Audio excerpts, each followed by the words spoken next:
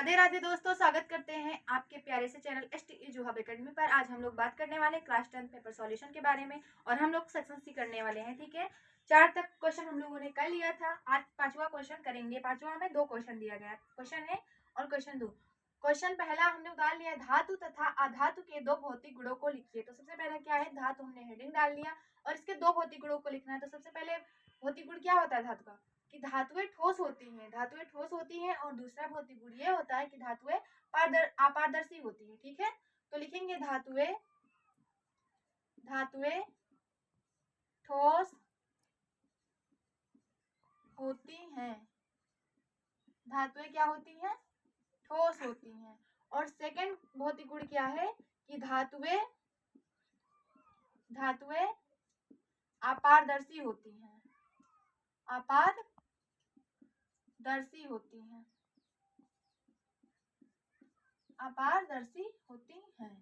अब क्या लिखेंगे, आप हेडिंग डालेंगे अधातु। अधातु की भी 2 भौतिक गुण लिखना है हम लोगों को। तो पहला भौतिक गुण क्या होगा, अधातुएं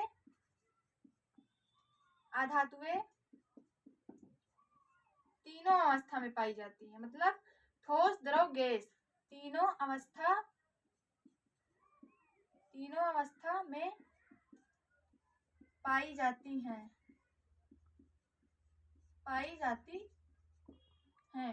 ठोस,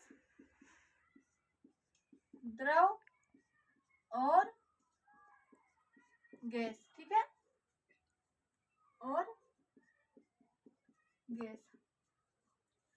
अब इसका दूसरा भौतिक गुण क्या कहलाता है कि ये क्या होती हैं, पारदर्शी होती हैं, अपारदर्शी होती हैं और पारभाषक होती हैं। ठीक है, तो लिखेंगे अधातुएं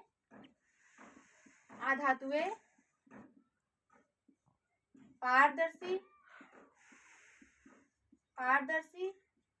और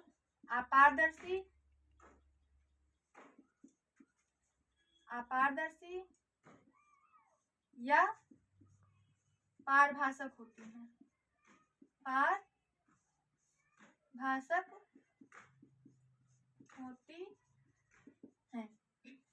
अब इसका जो 5वां का सेकंड वाला क्वेश्चन है, संधारित कार्बोनेट अयस्क से अशुद्ध धातु प्राप्त करने के महत्वपूर्ण बिंदुओं को समझाइए। हम लोग इसको पहले कर चुके हैं। ठीक है, अब हम लोग 6वां क्वेश्चन करेंगे। ठीक है, 6वां क्वेश्चन क्या है, समजातीय श्रेणी पर टिप्पणी लिखिए। अब हम लोग समजातीय श्रेणी पर टिप्पणी लिखेंगे।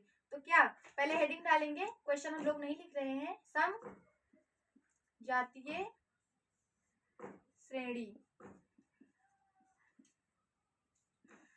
समजातीय श्रेणी किसे कहते हैं, समान, क्या, समान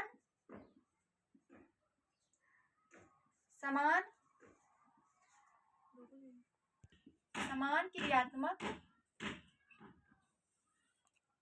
समूह वाले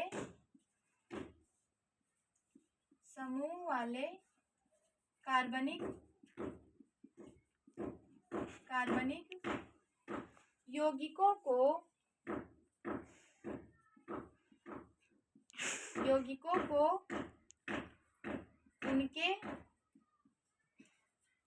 उनके बढ़ते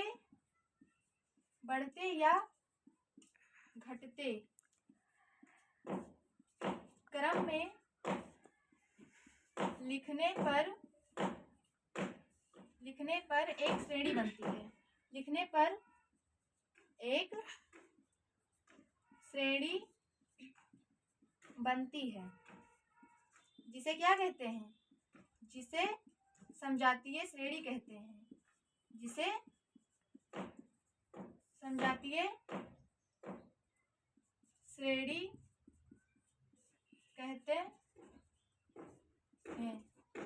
तो समजातीय श्रेणी पर टिप्पणी हम लोगों ने लिख लिया। क्या लिखा, समान क्रियात्मक समूह वाले कार्बनिक यौगिकों को उनके बढ़ते या घटते क्रम में लिखने पर एक श्रेणी बनती, जिसे हम समजातीय श्रेणी कहते हैं। ठीक है, अब कौन सा क्वेश्चन है, अब 6 का जो है, ये पहला क्वेश्चन था, अब 6 का ही सेकंड नंबर क्वेश्चन है। इसमें दिया गया है, निम्नलिखित कार्बनिक यौगिकों का IUPAC नाम लिखना है। IUPAC नाम। ठीक है, ये दिया गया स्ट्रक्चर क्या है, CH3 CH Cl CH2 CH double bond O, ठीक है। अब इसका हमें क्या लिखना है, IUPAC नाम लिखना है, ठीक है। तो क्या करेंगे, यहाँ से 1 देंगे, यहाँ पर 2 देंगे, यहाँ पर 3 देंगे, यहाँ पर 4 देंगे। क्यों, इधर से क्यों ले रहे हैं, क्योंकि इधर से डबल बॉन्ड नजदीक पड़ता है। और ये जो क्रियात्मक समूह ये लगा है, ये कौन सा क्रियात्मक समूह है, ये एल्डिहाइड क्रियात्मक समूह है। कौन सा, एल्डिहाइड क्रियात्मक समूह है। और इसको एल्डिहाइड में कौन सा क्या जुड़ता है, क्रियात्मक समूह नल जुड़ता है, यानी मतलब अल जुड़ता है, लेकिन हम नल ही लिखेंगे, ठीक है। तो मेथ एथ प्रोप ब्यूट, ब्यूट हो गया, और किस पे, क्लोरो लगा, 3 पर लगा है, तो क्या हो जाएगा 3 chloro, 3 chloro meth eth prop but, bute, ठीक है, ब्यूटे। और ये क्रियात्मक समूह कौन सा है, नल, तो ब्यूटे नल हो जाएगा। अब कौन सा क्वेश्चन है, अब तीसरा क्वेश्चन है संक्षारण। संक्षारण, तो संक्षारण किसे कहते हैं, लोहे में जो जंग लगता है उसे ही हम संक्षारण कहते हैं। तो चलो, लोहे में जंग लगने की प्रक्रिया को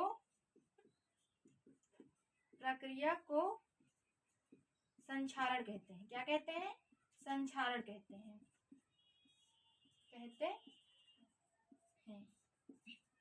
इसका सूत्र पता है आप लोगों को, इसका सूत्र क्या होता है, जिसका सूत्र, या फिर लिख सकते हैं संक्षारण का सूत्र, जिसका सूत्र Fe2O3.X होता है। अब अगर आप लोग ये कर चुके हैं तो इसको हम इरेज कर दे रहे हैं।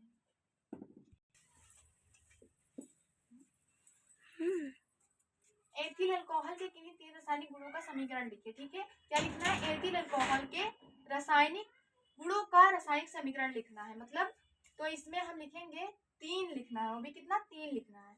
तो सबसे पहला लिखेंगे एथिल अल्कोहल। एथिल अल्कोहल जब लेंगे हम तो क्या होगा, C2H5OH, ये एथिल अल्कोहल होता है। और इसकी क्रिया हम किससे कराएंगे, एथिल अल्कोहल की अभिक्रिया क्षार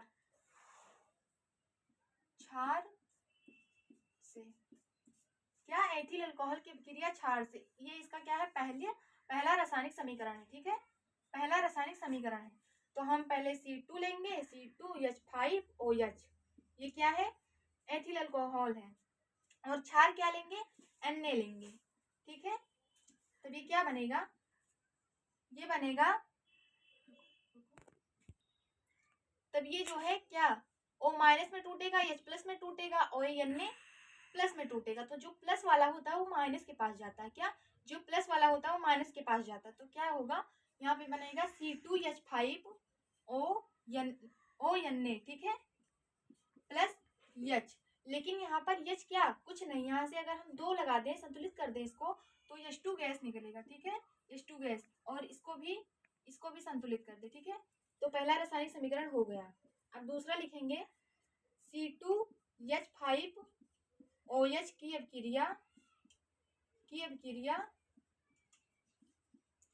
अभिक्रिया एसिटिक अम्ल से, CH3CH3COOH, ठीक है। तो लेंगे CH3COOH प्लस C2H5OH, ठीक। तो किस तरह टूटेगा, ये टूटेगा H प्लस में, और ये माइनस में टूटेगा, और यहाँ पर भी OH माइनस में टूटेगा, और ये वाला प्लस में टूटेगा। तो प्लस वाला माइनस के पास जाता, तो यहाँ से अगर हम देखें तो H और ये OH क्या बनाएगा मिलकर, H2O बनाएगा मिलकर, ठीक है। तो क्या बचेगा, CH3COO C2H5, इसे हम क्या कहते हैं, इसे हम कहते हैं, हाँ सही है, ये जल निकल गया, ठीक है। इसका नाम हम लोगों ने नहीं लिखा, इसका नाम लिख लो सोडियम एथा ऑक्साइड, क्या एथा ऑक्साइड। अब क्या करेंगे, अब तीसरा लिखेंगे, 3 लिखना है ना, तो हम लोगों ने 2 लिख लिया, और तीसरा क्या है, फिर लिखेंगे C2H5OH की अभिक्रिया अमोनिया यानी NH3 से। ये इसके क्या है, रासायनिक गुण है। तो लिखेंगे C2H5OH प्लस NH3। तो इसमें जो NH है, एक H इसमें प्लस में टूटेगा और NH2 अलग फूट जाएगा। उसके बाद में जब इसकी क्रिया कराएंगे तो क्या बनेगा, C2H5, एक H यहाँ से निकलेगा और OH यहाँ से निकलेगा, तो बाहर क्या निकलेगा, H2O निकलेगा, ठीक है, प्लस C2H5 NH2 बन गया, ठीक है। अब हम लोग अगला क्वेश्चन करेंगे।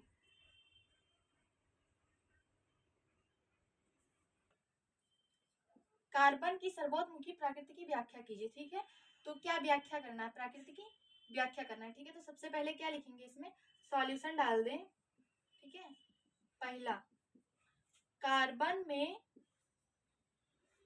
में यौगिक बनाने की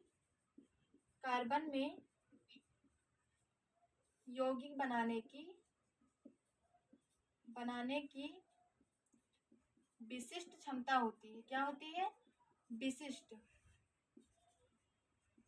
क्षमता होती है, ठीक है। विशिष्ट क्षमता होती है, बनाने की विशिष्ट क्षमता होती है। चाहे इसको तुम हेडिंग बना लो, ठीक है, और चाहे इसी के अंदर लिख दो। तो हम हेडिंग नहीं बना रहे, इसी के अंदर लिख रहे हैं, ठीक है। तो कार्बन में यौगिक बनाने की विशिष्ट क्षमता होती है। ये 3 प्रकार के आबंध बनाते हैं।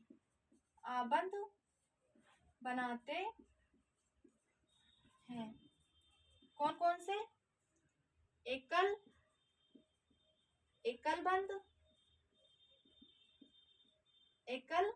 बंध है, ठीक है, एकल बंध, द्विक बंध और त्रिक बंध।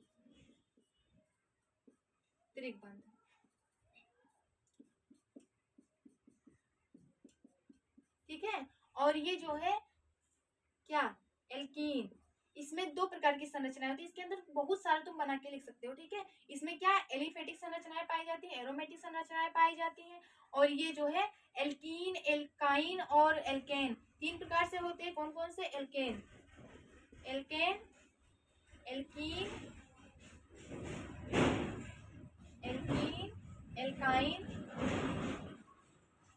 3 हो गए, ठीक। उसके बाद में जिसका सूत्र क्या, CnH2n+2 होता है, और इसका सूत्र CnH2n होता है, और इसका सूत्र CnH2n-2 होता है, ठीक है। अगर यहाँ पर n की वैल्यू 1 रखते हैं तो क्या मिलेगा, n की वैल्यू जब 1 रखेंगे तो C2H4 मिलेगा, ठीक है। और यहाँ पर n की वैल्यू 1 रखेंगे तो क्या मिलेगा, C2 मिलेगा, ठीक है। यहाँ पर 1 रखेंगे तो C2 और H 0 हो जाएगा। जब n की वैल्यू यहाँ पर 1 रखेंगे तो 2 1 2 -2, तो 2 में से 2 जाएगा तो 0 हो जाएगा, ठीक है। तो सिर्फ इसमें C2 बचेगा। अब क्या करेंगे, इसका दूसरा वाला लिखेंगे। कार्बन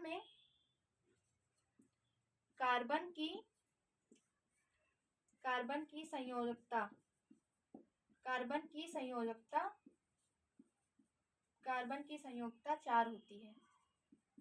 4 होती है।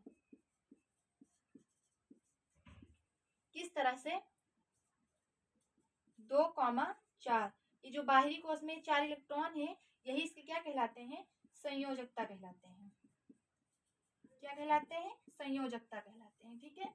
अब क्या, अब इसमें तीसरा, इसमें भी खूब सारा तुम बना के लिख सकते हो, क्योंकि हम पेपर सॉल्यूशन करा रहे हैं तो इसका आंसर थोड़ा थोड़ा करके लिखेंगे। अगर क्लासेस देखी होगी आप लोगों ने किसी की भी, तो उसमें ज्यादा अच्छे से समझ में आएगा, ठीक है। और कार्बन की तीसरी सर्वोत्मुखी क्या है, कार्बन की समचतुष्फलकीय कार्बन की समचतुष्फलकीय संरचना होती है। क्या होती है? संरचना होती है। मतलब कि आप लोगों को पता होगा कि कार्बन जो है 4 इलेक्ट्रॉन बाहरी कोश में रखते हैं, तो इसीलिए 4 हाइड्रोजन को जोड़े रहते हैं। ठीक है, एक एच यहाँ पर, एक एच यहाँ पर, एक एच यहाँ पर और एक एच यहाँ पर। ये जो है हम लोग अपने भाषा में समझने के लिए इसे इस तरह से समतलीय बना लेते हैं, लेकिन जो असली होता है वो इस तरह का होता है। एक एच यहाँ पे रहेगा, एक एच यहाँ पर रहेगा और एक एच यहाँ पर रहेगा, एक एच यहाँ पर रहेगा। ठीक है, ये समचतुष्फलकीय होती है और हम आसानी भाषा से समझने के लिए इस प्रकार से बना लेते हैं। ठीक है, धन्यवाद।